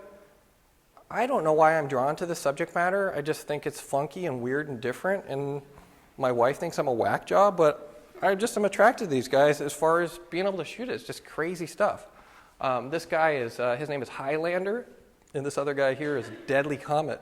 And I said, how did you come up with the name Deadly Comet? And he said, I bought the mask, and he pointed at the skull, deadly, and then he pointed to his pants, and he's like, comet, because he had a comet down his pants. All right. But this is stuff I did for myself, but I've gotten ad work. I bid a job, and we ended up building these crazy luchador costumes and doing this really elaborate shoot for a campaign that got killed because the CEO hated it once they saw it. But it all came out of doing this work. And it was for like some software company when they were like, oh yeah, you're the guy that shoots the Mexican wrestlers. So whatever it is that you like, if you like the circus, go shoot stuff around that. Well, a great exercise is that if you just take a piece of paper and you just write out everything you like. I like donuts. I like old cars. I like soup. I like, and then you just take this list and make these little cards, put them on index cards, and then shuffle them up and flip 2 over. And then all of a sudden you get Mexican wrestlers eating waffles. Sounds like an interesting shot, right? But those are things that you like, and when you start to combine them, it's a great creative exercise. But if you go and you do that, and you take a couple of those pictures, all of a sudden people are like, where'd that come from? But it's things that you like, but then you shoot it in your own way. I volunteered to do stuff with challenged athletes for almost 10 years now. Rudy Garcia Tolson, the kid in the middle, was about Cody's age the first time I photographed him. And I'm just inspired. Every time I see these guys, amazing. Rudy has a gold medal in swimming in the Paralympics. He's done the Ironman in Arizona with no legs. Sarah did the Ironman in Kona with one leg. She didn't make it the first year. She went back and made it the next year. Oscar's the fastest man with no legs. He wanted to compete in the regular Olympics, and they said he had an advantage because he had no legs. So if these guys can do this, what's our excuse for not going out and shooting some pictures and setting up some shots, right? Drew Brees, so on the set for Madden, I always try to have a little set for myself. You have to have, worked with clients that trust you or that or talked to them ahead of time. I've worked with these guys at EA enough where I said I'm going to set up just a black, or I think we might have had a gold seamless and a beauty dish just on the side. And I said I'm going to grab Drew for, 10 frames when he's walking off set. I just want to get a cool headshot of him. And it was literally like I had this, the shoot's going on over here, and there's a backdrop and one light over here, and we're done with that shot, and I go, hey, Drew, come here for 1 sec. Stand right here. I pick up the camera that's already locked and loaded. Everything's metered. Pop, pop, pop, pop, pop, pop. Okay, thanks. Walk away. I didn't take away any time from anything, but I got a shot I wanted. It's always important that you do something on that shoot. If you can sneak it in, that's your own thing. I just recently did a shoot, and the client kept pushing me this direction, and I felt like that's not really what I want to do. I did everything they wanted to do all day long, and at the very end, he goes, okay, I got what I need. And I said, no problem. Hey, everybody, you switch over there. We're going to put the dog over here. I want you to stand in the background. And he's kind of looking at me like, what are you doing? And I was like, no problem, okay. And I shot like 10 frames of that setup. And at the end, he goes, you know what? The stuff you shot at the end was our best take. So put yourself into it. Trust your instincts, because that's why they're hiring you as photographer and not hiring photography. Upper Deck, they always gave me another one of these shoots where there's all these photographers. We get each guy for 5 minutes, and I had 3 sets. So it'd be like set 1 is here, set 2 is here, and set 3 is over there. I only got hired to do sets 1 and 2 on the sides. This middle set, I just wanted shots on a white sweep. As they're walking from set 1, I had them stop on set 2, which was just, this is one light from behind with 2 big panels in. The light's just blasting around them and filling them in. So it's like I made them walk across my set, so it didn't really look like I was taking up their time from anything else. So we're shooting over here and go, hey, okay. And they stop in the middle of the sweep, and I'd be pop, pop, pop, pop, pop, set the camera down and go to the next one. And I got this series of portraits on white that I wanted because I didn't really necessarily like the other shots I was doing. It was for the client, what they wanted. And I was able to build this really cool body of work in a matter of a day that was simple, but so yeah, back to what you like. I love old photo booths. This is a 1946 Auto Photo number 9 that I bought from an antique store. I had been looking for a photo booth online, and the guy I share my studio with saw it at this antique store, and there was a building they were tearing down. The guy had it in his basement and rolled it across the street to this consignment store. So I flew down there, and I was like, oh yeah, I got to buy this thing. It was $2,500, which wasn't cheap, but I was like, I'm not going to get another chance at this. So I roll it back to the studio, and the guys at the studio are like, you're never going to get that thing to work. So I fooled around with it for a couple days. It has 14 tanks inside of it. It's a dip and dunk darkroom system.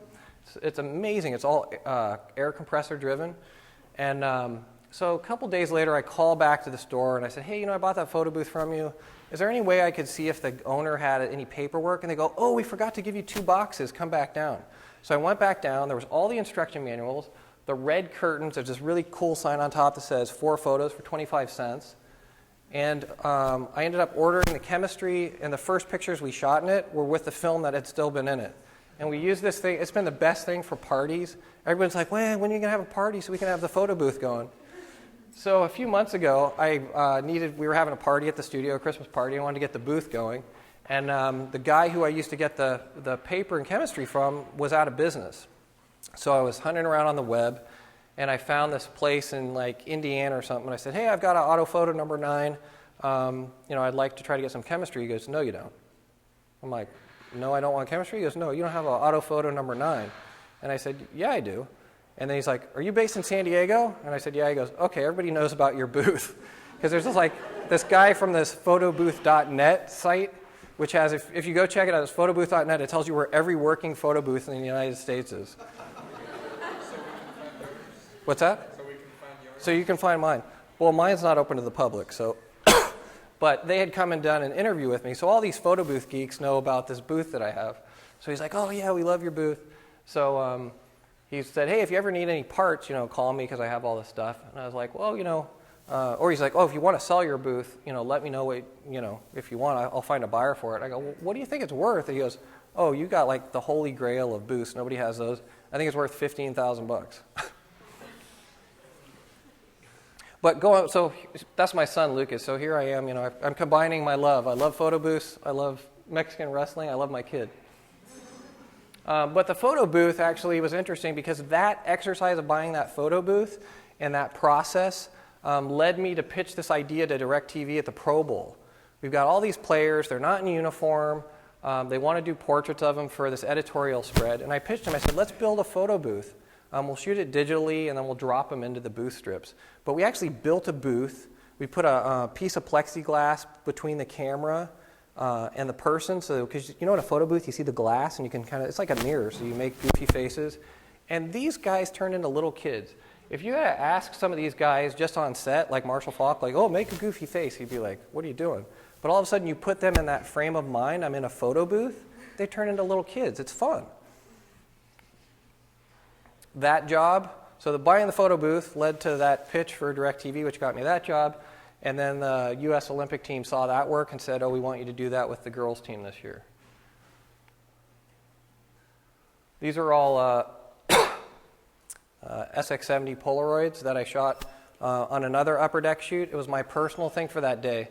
On one of the sets we had, these colored backgrounds that I painted, I picked up a Polaroid and I put a little peanut slave on it so I could fire the softbox from the Polaroid, and I shot all these Polaroids of these guys, maybe 1 or 2 frames of each. But I love these things, and the funny thing is these guys would like start looking at them, and some of them are young enough where they've never seen a Polaroid. They're like, hey man, can I have this? I'm like, no, that's it.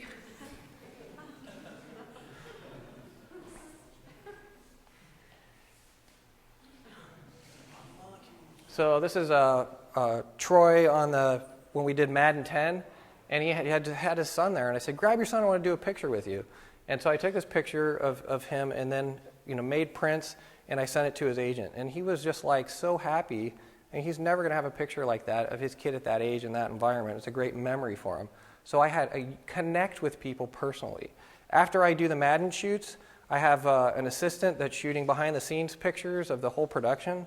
On all my jobs, I try to do behind the scenes, and I put together blurb books of the entire shoot, and I send them to my clients. They're not cheap. They cost about $50 each, and it's a pain in the butt to put them all together. But those clients get those books, and they have a catalog of what they did. Someday they're going to look back and go, oh, remember when we did this? And that might be the one reason why they hire you. They go, yeah, this guy's not really that great of a photographer, but he does those really cool books after the shoot. When I did the triathlete swimsuit issue for several years, and a couple years ago we went to Jamaica. We were there for 4 days. We shot nonstop from sun up to sundown, and we had a half a day before we left. And I told my wife, get up early, we're going to go shoot some portraits. And she's like, what? And I go, yeah, I hired a driver. And we were scouting. I had found this fishing village. That's not the fishing village. Of these guys that were really cool. They were all in this little area. So I told this driver, I said, go out here, I need you to help me with these guys.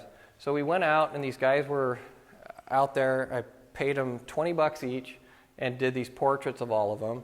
And I got this really amazing group of photos. It's all shot with one large softbox in close, a Profoto battery pack, and my wife is holding the softbox. So it's like, you come over here, okay, pop, pop, pop, pop, pop, okay, that's great. And then, walk over here, change the background up. And all of these pictures were shot on this little beach, not much longer than this room, just pointing in different directions. So in a matter of an hour, I got this body of work that I just like.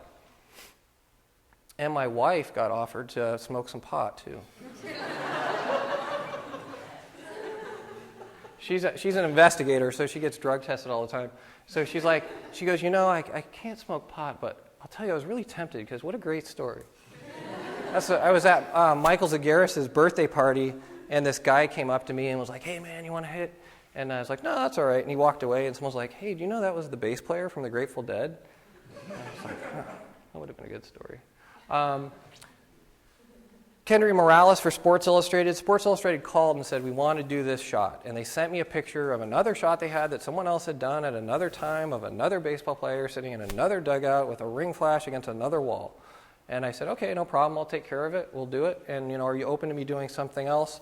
I've got these bright red backgrounds I painted for these other shoots. I'm going to bring one, and if I have time, I'll set it up and shoot it. So after we had the 2 sets. So you're not moving lights from like set 1 to set 2. You don't have time for that. You have like everything, you're there hours ahead of time, waiting for the 5 minutes you're going to get with the guy.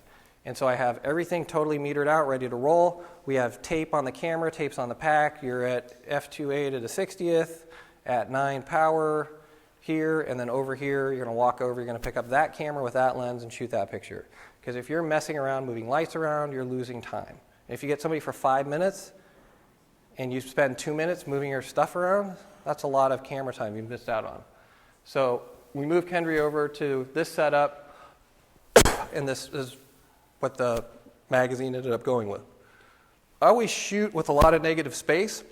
It's really important for people that are into advertising photography. People want copy. Designers love it when you leave them room. So we talked about a personal project.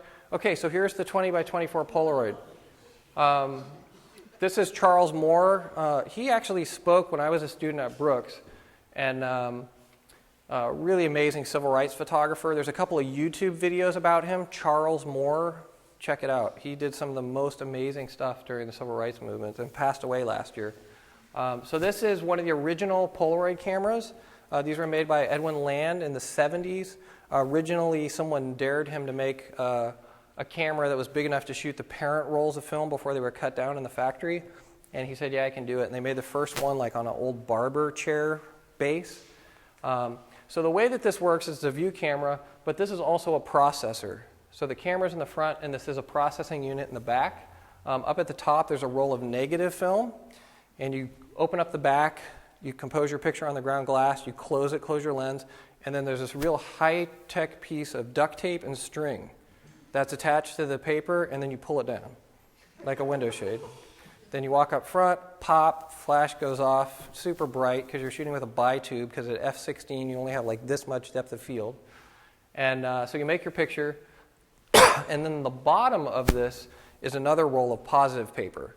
So those two things squash together. There's these 2 giant chemistry pods. It comes out the bottom of the camera, and you take an X-Acto knife and you cut it off. How many times do you get to use an X-Acto knife as part of your process shooting digital, right?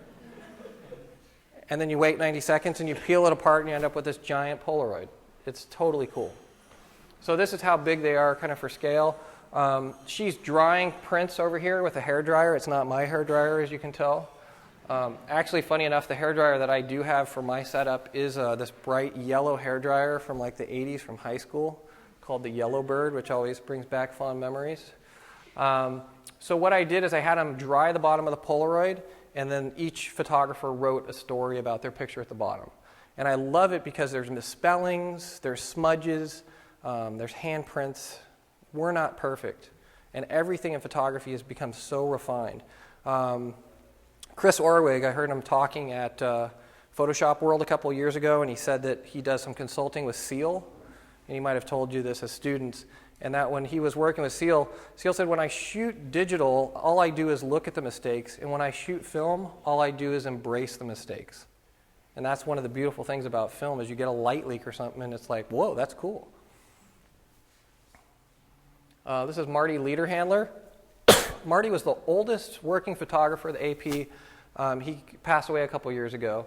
And Marty on D-Day was a photographer in the military. And they'd given him 2 rolls of 12 exposure film to shoot. Okay? And the reason why he had these 2 rolls of 12 exposure film is because he had 2 passenger pigeons. And the 12 exposure roll of film was light enough for the pigeon to fly off with, and the 24 exposure roll of film was too heavy. So he had 2 pigeons and 2 rolls of film to shoot. And so he was going to go out on the beach, shoot the action, let the bird go, and then the bird would fly off and they'd process the film.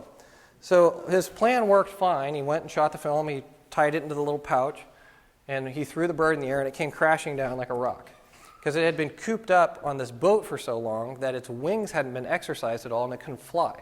Like, he didn't know that. So he chases the bird away. And he does the same thing with his second roll of film. So he never knows what happens to the pigeons. 3 months later, they're going through a bunker, and they find this German newspaper. And on the front page of the newspaper is Marty's photo with a caption that says, "This is what the Americans are saying is happening." And they had found the pigeons, took the film off, processed it, and then printed his picture, and they gave him a photo credit. And when 9/11 happened, Marty has the pictures from the Rainbow Room in New York City at Rockefeller Center, looking back to the plane coming into the Twin Towers that he shot digital. So when I was saying earlier about going out and shooting a car, and it won't mean the same thing today as it will in 50 years, think about what this guy saw in his life as a photographer, from going to being dependent on pigeons to witnessing shooting 9/11 on digital.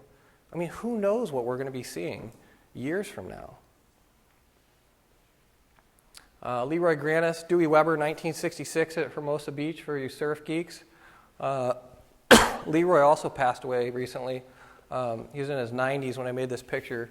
And he was one of the first people. He made what was called a water box. And he would put this like waterproof box suction cupped onto the end of his longboard. And he would paddle out. And the people that were shooting with housings at the time would have to swim back in and change their roll after they shot 24 pictures. So he was able to change his film out on the board and shoot from the water.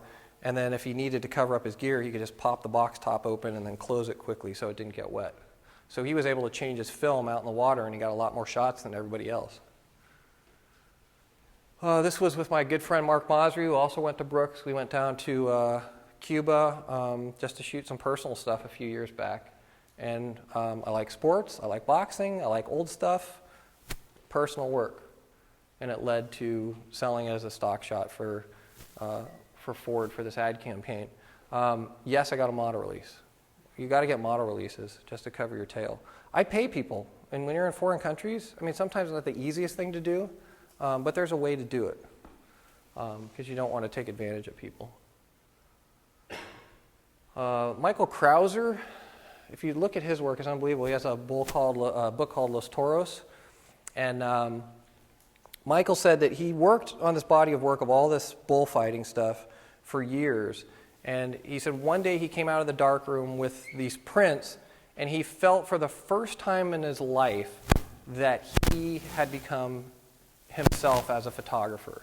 It was the first time that he ever really felt like this stuff, this work, is something that nobody else has ever done and will do. This is mine. And it took years to get to that point, but that's where you want to go. Should we take a break for a sec and then come back, or keep rolling? Keep going? Okay. I'm almost there. There's only another 500 slides. You said to show lots of slides. Legacy. Julius Schulman. Rent the movie Visual Acoustics. Anybody seen that?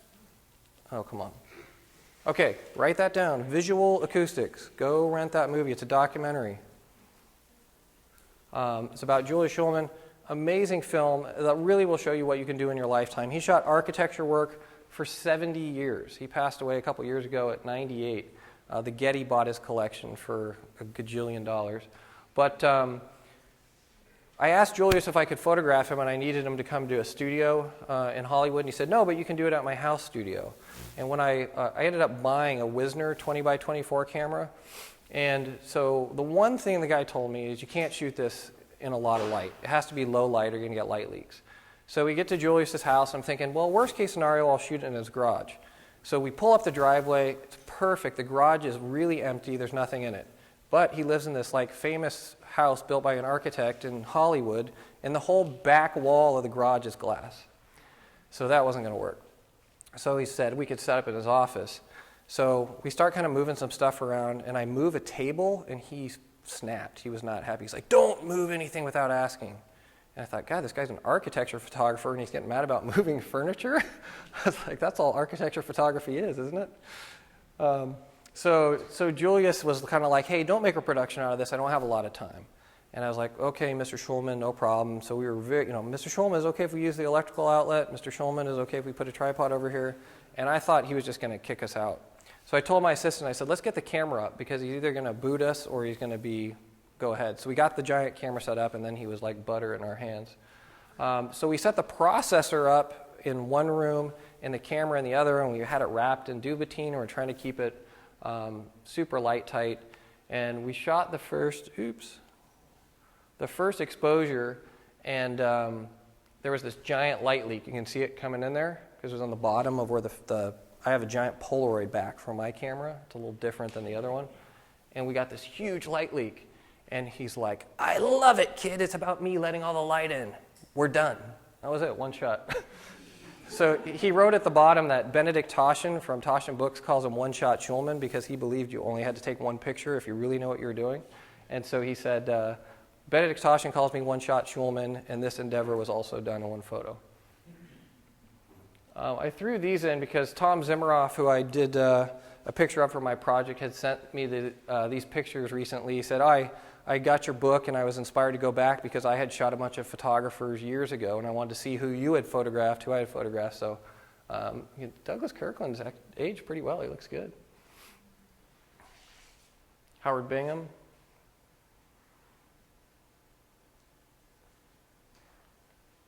And you got to love Neil Preston's photo, like flipping the box of Kodak film with that fro. But when he took these pictures, he didn't think anything about it. And not too long from now, we'll look at these pictures and we'll be laughing at those compared to the next pictures. So everything is a time capsule. Peyton Manning, Eli Manning, Archie Manning, they've left a legacy. These photographers have left a legacy. Think about what the power of your work is going to be. What are you going to leave behind? Are you going to push a bunch of pictures out at the end of your life and go, well, here's my body of work and I did a little bit of all this stuff? Or do you want to say, when I'm gone, this is what I did. This is what I recorded. This was my voice. I did a workshop here years ago, and I remember there's a teacher there, and she said, you're the author of your own life story. She tells her students that, and I think that's a great quote. If you don't like where your life is at, you don't like the work you're producing, you don't like what you're doing, it's your fault. Change it. Write the new page tomorrow. Turn the page. Write the new chapter. Nobody else is going to do it for you. Do it yourself. You have total control over that. And it seems difficult, but it's really simple. Okay, this quote I love. If you want to succeed in the world, you must make your own opportunities as you go. The man who waits for some seventh wave to toss him on dry land will find that the seventh wave is a long time coming.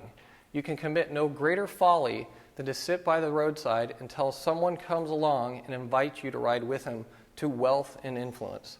And I don't know who this guy is. But this quote I found in this book, the American Journal of Photography, November 1896.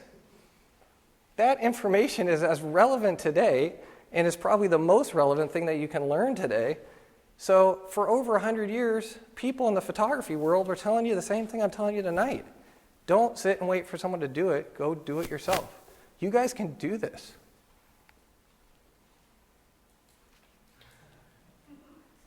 So, pretty self-explanatory. This business is full of, dips and turns and curves and darkness. And, that's what is hard about it, but that's what's exciting about it. The merry-go-round spins. It's the same view. You're looking at everybody's butt the whole time, right? So don't be afraid to strap yourself in and go along for the ride. At the end of the day, that's what we're here for. You're here because you want to do something different. Do something different.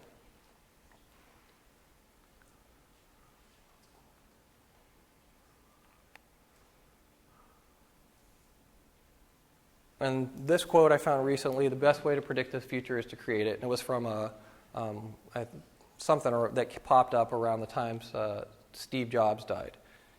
So go make something that doesn't exist, and you will have a product to sell that's marketable because no one else will have it. Any questions? We should have questions, but I don't. Yeah. What's your favorite shoot that you've ever done? I don't know. I don't mean it in writing. Yeah. I don't know. There's been a ton of them. You find yourself in places, the camera is like this key that opens up doors to places that no one else ever gets to go. I shot a title fight at the MGM Grand with Terry Norris. And we were in the locker room, photographed him before the fight, went out to the ring with him with the entourage, and then back to the locker room after the fight. And that was like a glimpse into, the behind-the-scenes world of that thing. Not because I was anyone special, because I had a camera and they wanted it documented.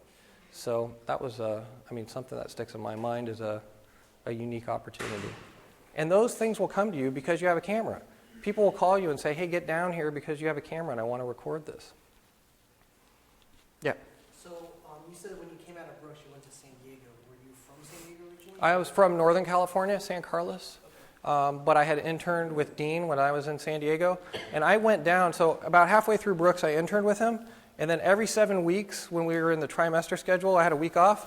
I got in my car and I drove down there and I walked in the studio and they'd be like, hey, Tim, what are you doing here? I'm like, oh, it's break week. And I didn't ask to be there. I just showed up. And guess what I did? Made coffee, emptied the trash, cleaned the toilets, and I did all that stuff that no one else wanted to do. Are we going to play Anderson Cooper for the audience here? You're going to put the pressure on him. I'll repeat the question. Anybody else? Do you have a question? What's your opinion on having like analog and digital?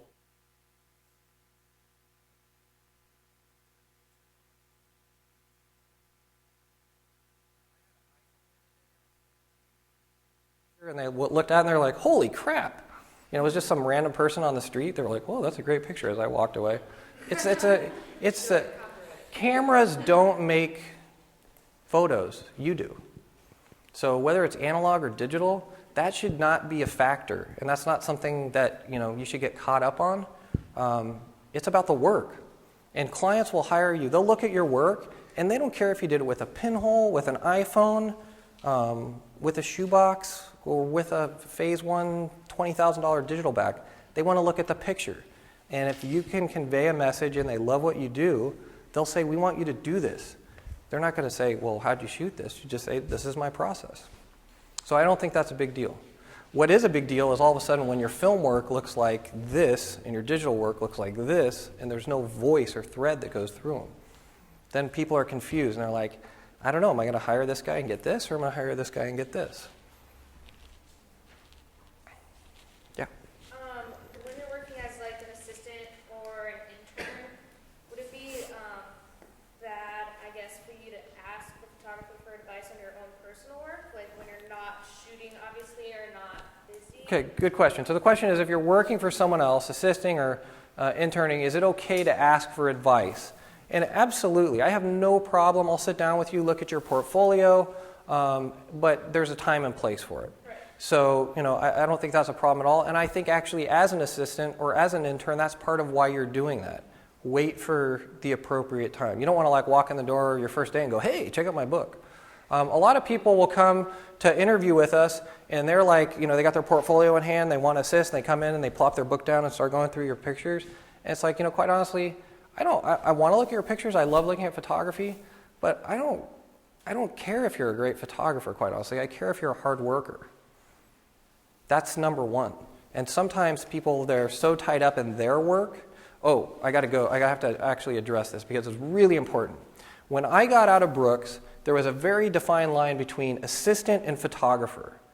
There was no real overlap there because there was no internet.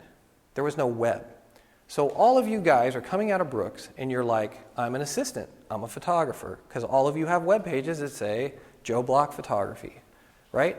That becomes really muddy for a photographer like myself when you come in and you show me your portfolio and you show me your sports work and you're like, I'm Joe Block Photographer, but I'm assisting you. Well, you're assisting me because you can't get enough work as yourself as a photographer. But what you want to do is see what I'm doing and then go work for my clients. Okay? That's not good marketing. I suggest that all of you, when you go assist, you have a business card that says, Tim Mantoani, Professional Photographic Assistant. You send your promotional materials out as an assistant. It's fine to have your business as a photographer on the side Don't make that the forefront. You're there to help them with their business, not with yours. That will come, and you will gain their respect, and they will help you out. But it's really important that you divide that and that you present yourself, I'm here to work for you. Right now, all I care about is making you look good. When I have somebody that's like, hey man, I got a call for a job and I got to do an estimate, is it okay if I sneak in the corner? No good. But yes, I think it's very appropriate for you to get advice. Yes? With all the work you've gotten and it's led to other jobs and things, how much time and effort do you spend now marketing yourself to clients to get More than ever. Because the question was, with all the work I've done doing this for 20 years, how much time do I spend marketing myself? It's harder now than it's ever been. I turn the calendar on January 1st and it's 365 days of no work, no paycheck, constantly unemployed. It is harder now to get work than it ever has been. A lot of the photographers that are in my project I talk to, and they're starving. World-renowned photographers trying to get work, doing editorial jobs, and they're happy to do them for $500. So you have to market yourself constantly, and will always have to market yourself constantly. Yeah? When you got out of school, did you take a line of credit out with your bank? Did you get the funds in big shoots, or was everything? Did I take a line of credit out when I first got out of school? I didn't have any jobs that really required that kind of investment, but I do have a home equity line that I have a lot of money out on right now for work. Yeah, for getting my book printed. Yeah, you have to do it. And all of you guys should have insurance. If you don't have insurance, go get insurance. You should get a business license and talk to a CPA about how to set your business up, because you can write everything off. You can show a loss for 2 years, I think. So it's really important that you get good advice, but it's more important that you don't expose yourself to some sort of major liability. And health insurance too. You'll get out of school and you'll start assisting, and you'll be starving, and you'll be like, I can't afford health insurance. You can't afford not to have it. Spend the money. Yeah. You said you did a lot of work with no fear, and I saw the last motocross picture. Did you ever do any action sports work with them? I've done I did a ton of work with No Fear for years, and I've done a decent amount of action sports stuff. The reason why I don't really show a ton of my action sports stuff, quite honestly, is that market is so hard right now. It's so difficult. My friends that shoot game action stuff on the sidelines at football games, there's so many people that just want to be there and just have access. It's really a tough market. So I've kind of said, I love sports and I like doing this, but I'm going to do lit stuff that feels produced. But I shot all kinds of stuff for No Fear Action: baseball games, football games, wakeboarding, motocross, pipe masters in Hawaii, all kinds of stuff. I love doing that kind of work, but it's super hard to be a photojournalist right now and make money doing it. Yeah. You said that we should always take a job. When do you not take it? That's a good question, because there definitely are times you don't take a job. I'd say when you see absolutely no benefit in it whatsoever, and that's something you have to feel out. I could tell you that if 20 years ago, if I said, okay, look at yourself 20 years from now, you would feel like every job you estimate, you totally know what you're doing. I still go to the computer every day and I don't know how much to charge. Dean used to say when I worked for him, the right amount of money for a job is when the client goes, okay. Because if they just say, hey, great, that's a great price, you're like, crap, I left money on the table. And if they say, no, it was too much. I can't tell you what that is. Trust your instincts. If it looks like a turd and it smells like a turd, don't step in it. Trust that voice in the back of your head. And trust me, I've stepped in a lot of those things where you're like, oh, this seems terrible and this client seems really shady, but God, I really want to have a tear sheet when I was getting started. And you go do this job and it blows up in your face. And you're like, oh, I should have never done that. But that's how you're going to learn. But all I'm saying is that I remember the first shoot I did in San Diego was for San Diego Magazine. I got paid $75 to bust my butt to go down and shoot this assignment at this store in Horton Plaza. And it didn't pay anything.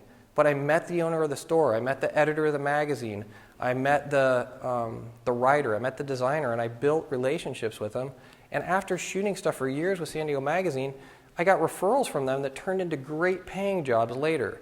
So don't necessarily look at everything as what's the paycheck at the end of the day. There's a much broader picture to getting your name out there. Yeah, in the back over there. At any points in your career, have you ever come to a time where you just can't come up with a new idea? And if so, what are some of the, I guess, inspirations that you use to... So have I ever come up to where I just can't come up with new ideas and kind of like stale? A rut. Yeah, it happens. And there'll be photos, you probably have had them now, and you will in the future, that are like these breakthrough things that you do something and all of a sudden it's just like, whoa, this whole world opens up. I just keep shooting things that I like, that I'm drawn to. And, you know, like I said, even that exercise with the cards, write out all the stuff that you like on cards. Flip two of them over. And you got, you know, you got an assignment. Go give it to yourself. Go shoot it. The worst thing you can do is sit around and go, oh, man, I don't know what to do. And so you know, play Madden all day long. But go out and shoot. I mean, that's all. Get in your car and drive. And at every corner, flip a coin and go heads or tails. Heads, I'm going right. Tails, I'm going left. And go to the next corner, get out and take a picture. And then drive, you know, set your odometer and go another 5 minutes and do the same thing. And you'll be amazed what will happen if you just get out of your house and go see what's out there. Get up at 5:30 in the morning or 2 a.m. and go out and see what kind of crazy creatures there are out in LA and go shoot them. And I guarantee you're going to see some stuff that's wacky. Yeah. You seem like you had a pretty good understanding and control of Brooks while you were here. It seems like your Brooks career was pretty successful as a student. Mm-hmm. If you could go back and change something or do something that you didn't do, what would that be? Good question. So at Brooks, it seemed like I had a great experience and pretty adjusted to everything, but if I could go back and do something different, I would use and abuse every piece of equipment in this place. And I don't mean abuse it like ruin it. There is a gajillion dollars worth of equipment behind that door, and a lot of you probably very rarely use it or use about this much of it, or like, oh, I don't want to check out the 600 f4 because that's a really expensive lens and I might break it. That's what you're paying all this cash for. The moment you walk out of this school, the door will slam behind you and you will hear it louder than ever that little toy box is gone and it's not coming back. You will never have access to gear like that again. It's at your fingertips. This space right here, do you know what this costs to rent in Santa Barbara every day? Crazy money. Get in here. Use this place. Use every piece of equipment. I remember at Brooks, one of my roommates had bought some crappy Smith Victor lights and these really cheesy stands so he could shoot in our living room and he didn't have to check out the studio. And I just remember going, what are you doing? You're crazy. You're paying all this money for all this gear. Go use it. Get insurance. If you break the lens, you break the lens. You have insurance to cover it. So I would just say use the network you have here. Use the alumni association with Brooks while you're here and while you're out. Use the relationships you have with guys like Chris and with Rob and with Paul. I mean, these guys have connections to people. You want to do an internship? Go talk to them. These guys can open doors for you. That's the kind of stuff that you will get here that the people that aren't going here are not going to get. Take advantage of all the relationships you have here and go out and do it. The other thing I would say is get out of freaking Santa Barbara to do your assignments. When you guys get an assignment, how many of you automatically think, I got to find a location? You go, Goleta, Montecito, right? That's totally what I did. It was like anything north of Goleta was out of my location book, and anything south of Montecito was like, ooh, I can maybe go to the mountains, and I'm stuck at the beach. Get in your car and drive to freaking Death Valley, Joshua Tree, Yosemite. There are so many different amazing places that are just off the grid. That's what I thought a great assignment would be, is that if you guys just put a location in a hat that was like 100 miles away from Santa Barbara, and everyone had to draw it out, and you had to do it as a team. So you got a random partner in your class, and the two of you had to go like get in a car at 2 a.m. and drive to like Las Vegas and do a shot. Because guess what? I have to do that. I have to get in the car with people I don't really like sometimes, clients I wouldn't really spend the day with, but you have to engage them and make them feel comfortable, and you have to go places. And when someone's I have a job the next 2 weeks. I'm going Monday to Indianapolis. We're shooting for 4 days. I fly back to San Diego Friday. The following Monday, I fly to Orlando, and I go back and I do another 5 days with the same crew of people. It's about the photography, but it's also about you're having dinner with these people, you're staying in the same hotel, you're having breakfast. If you're a complete asshole, they're going to be like, you're out of here. I get work because I'm an easy guy to hang out with. And, I know when to say things and I know what to do, and I'm not like coming to the set hungover the next day. So get out of Santa Barbara, go shoot other places, use the equipment, use the faculty. What's your favorite thing to shoot as far as personal work? What was that? What's your favorite thing to shoot as far as personal work? My favorite thing to shoot is personal work. It's all over the place. I like shooting people. I like real people. I like going to funky places and finding real people and doing portraits of them. And that could be going down to Ocean Beach in San Diego and seeing all the critters that are laying out on the beach and stopping them and doing portraits, or going and photographing these fishermen in Jamaica. I like photographing real people that are, not overly made up and produced. That's what I really love to do. What do you use for model release? Do you use easy release or do you use hard copy? Well, right now with the iPhone, there's a lot of things where you can just get people to sign on your phone, which is convenient. I always try to get a hard copy if I have one with me. I keep them in my car. But yeah, I always try to get that. And it's a hard thing to ask somebody for a release, but you got to do it. And I think if you're just honest with people and you approach them, with your camera not like this, but down. You don't want to go up to someone and go, bam, bam, bam, bam, hey, can you sign a release? But I always want people to feel fairly compensated, or I'll walk up to them, I'll have a little portfolio. Hey, I'm a photographer, I'm working on this project. I think you have a really interesting look, and I love your outfit, and I'm doing a portrait of people that are just out and about, and would it be okay to make a picture of you? And I need your permission to, utilize it in this project. Give me your email, and I'll keep you, up to date on what it is. I mean, it's easier for me to get releases on a lot of things, probably just because of the body of work I have. But you have to do it. Do they still do the 20 stranger assignments? Yeah, I hated that assignment. It scared the crap out of me. But it's a great assignment. You got to get that first person you ask is the hardest one. Then after that, it gets a little easier and a little easier. And you know what? Some people are going to say no. But I think if people, you can gain people's trust and they know that you're not out to hurt them. The problem in Santa Barbara is you're in the wake of all the other students that have burned you in the past.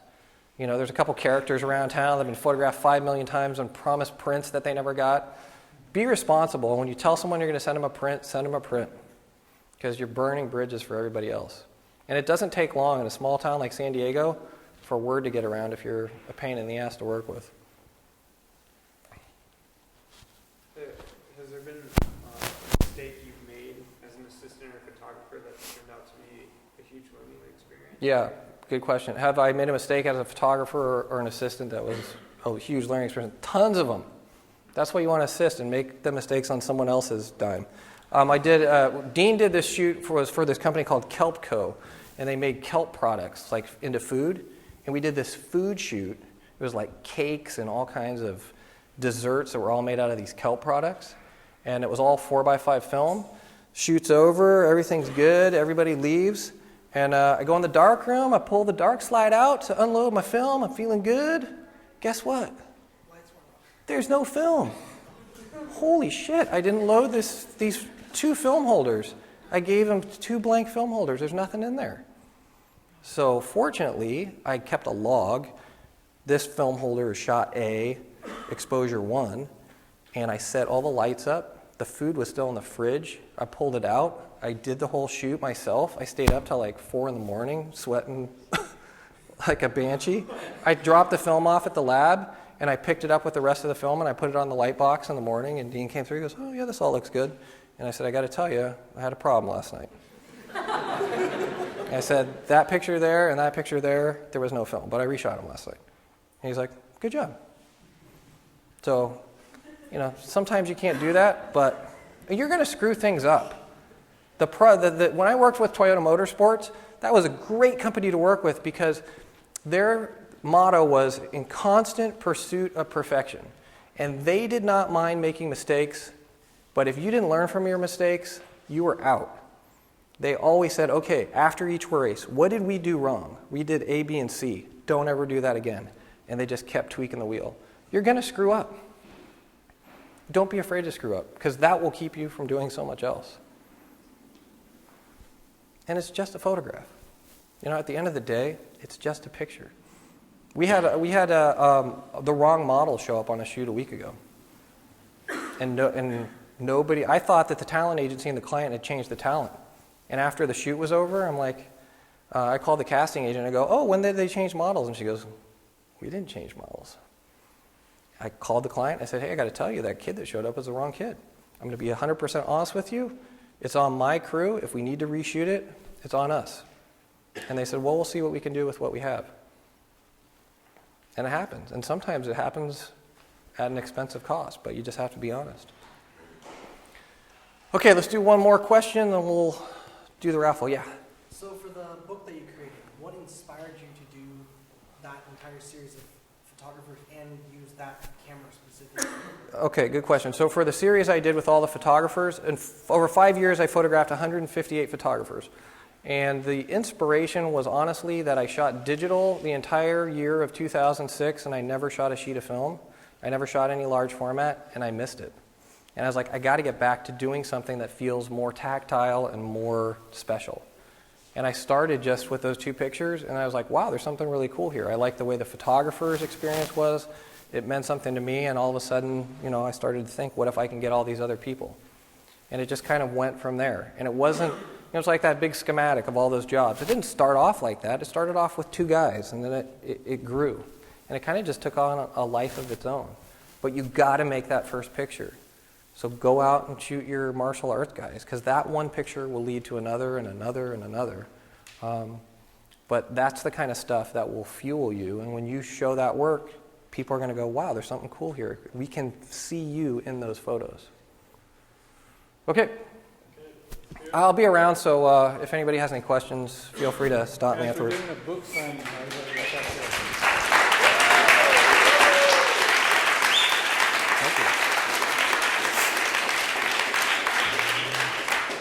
I want to make sure everybody got a ticket. And not get a ticket. I've got good news and bad news. I do have some books. I don't have that many because Wired.com ran a story on my book a couple days ago, and we shipped 150 books out over the weekend. So if I do run out of books and you want one, I can take down your information and we'll get you a book. So